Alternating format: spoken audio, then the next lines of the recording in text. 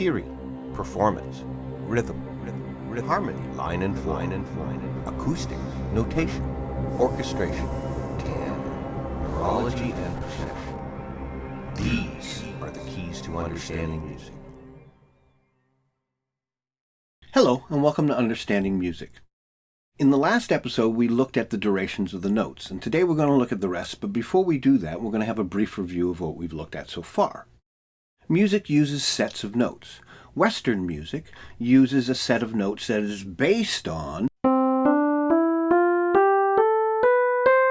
that melody that correspond to the notes do, re, mi, fa, sol, la, ti, do. When I sing these 8 notes in a row, what I am singing is something called the major scale, which is one of these sets that we use to write music with. Related to that scale, if I start on the note La, and I play those 8 notes in a row, that is what we call the minor scale. And Western music uses these 2 scales to come up with the notes necessary to write all the melodies and chords and other combinations that we use to write music.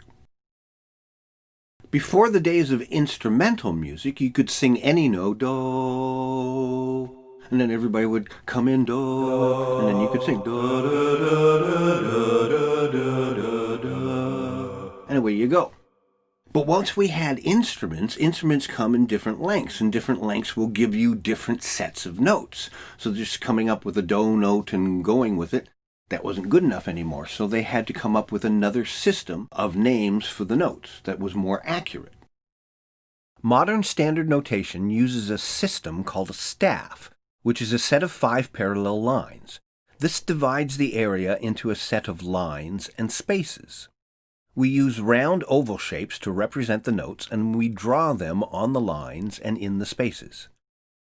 A note in a space is said to be 1 step lower than the line just above it, and the movement from a note on a space to a note on a line to a note in a space to a note on a line is a movement up through this set of notes we call do, re, mi, fa, sol, la, ti, do. At the beginning of the staff is a symbol called a clef.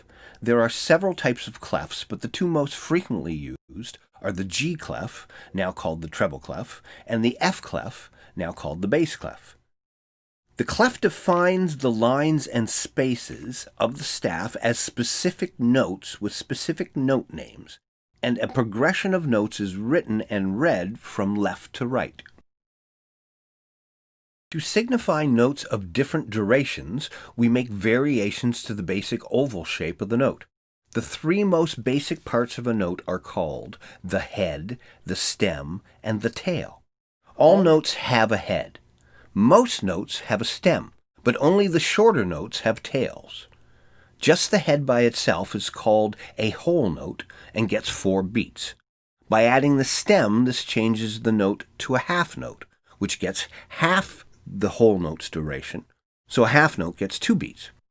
The next variation is filling in the head, which turns the note into a quarter note, which gets 1/4 of the duration of a whole note, which is 1 beat.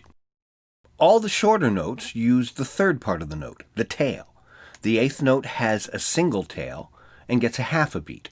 The 16th note has 2 tails and lasts 1/4 of a beat.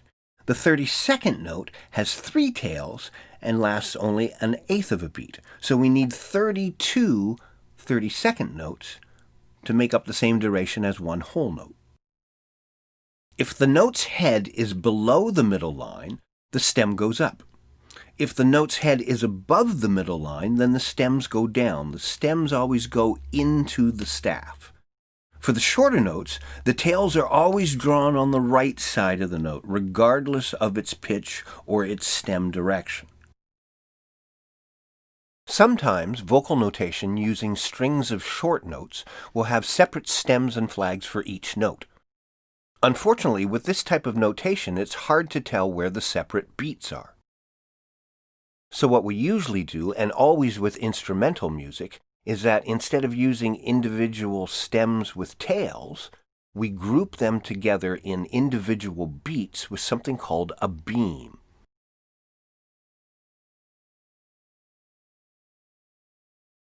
If we have two eighth notes, instead of using separate tails on each note, we can beam them together to show that the two of them make up one beat. We can do the same thing with 4 16th notes. There are also 3 combinations of eighth notes and 16th notes. An eighth note followed by 2 16th notes, 2 16th notes followed by an eighth note, and a 16th note followed by an eighth note followed by a 16th note. To tell which rhythms are which, we look at the stem where it meets the beam.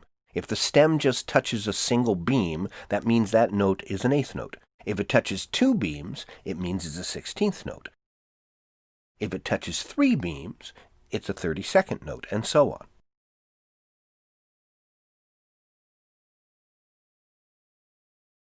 So a 2-bar passage with these notes and these rhythms would normally be written like this.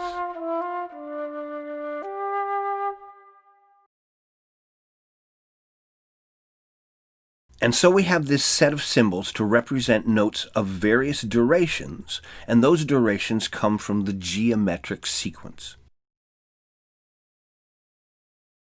As plainsong developed, it turned into something called species counterpoint, where there'd be a slow melody and then a faster melody that would sit on top of it. And for each one of the notes in the slow melody, you'd have a certain amount of notes that would go on top of it, sort of like an ornament. At that time, it was still okay just to write lines and let people do their thing. But as music evolved into what we now call polyphony, which is a whole bunch of interweaving lines of music, they realized that wasn't good enough just to tell people what to play and even when to play. They also had to tell them when not to play. And so out of that came the concept of what we call a rest. A rest is a symbol that's used in music that tells you to count a certain number of beats but not to play. And so writing music notation is a combination of telling you what to play and when, and then how long not to play for. And for each one of the notes, there is a corresponding rest that has its same name. So the longest note is called the whole note. So the longest rest is called the whole rest. And the shapes of the rests take on sort of an analogous form. The longest notes are hollow oval shapes, and that represents spaciousness, I'm assuming. And so the long rests are very simple shapes. They're rectangle shapes. At one time, there used to be a rectangle that filled the entire space on the staff, and we call that a double whole rest, but in most cases, we don't use that anymore. The longest rest we now use is called the whole rest to correspond with the whole note. A whole rest is a rectangle shape that fills about 2/3 of the upper 2/3 of the second space from the top on the staff. It's the same in the treble clef, the bass clef, the alto clef. It's always written in that second space from the top. The difference between the whole rest and the half rest is the half rest is written in the bottom 2/3 of that space. And so those long rests, they have very distinct shapes. The next division completely changes the shape of the rest. It's kind of a lightning bolt shape, and this is called the quarter rest. It's drawn with 3 straight lines and then a curved line. I was an artistic kid. I always thought it kind of looked like an angry chicken.